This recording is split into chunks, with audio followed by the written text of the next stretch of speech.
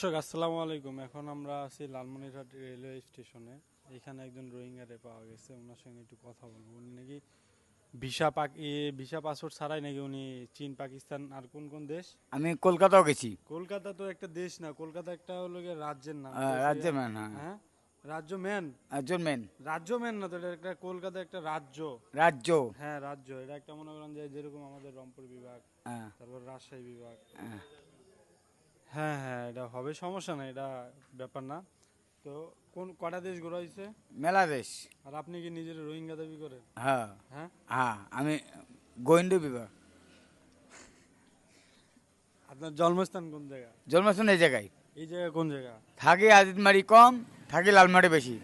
তাহলে আপনি যে বললেন যে আপনি রোহিঙ্গা, হ্যাঁ, আমি রোহিঙ্গাই, আমি লালমাটি বেশি থাকি। এটা কি ধরনের রোহিঙ্গা একটু হ্যাঁ, বুঝাবেন? রোহিঙ্গায় সবাই মজা করে। কি মজা করে? এই আমরা মজা করে আমার সাথে। কি মজা করে সেটা তো এই বলুন। যে বিনোদন দেই। কি বিনোদন দেন?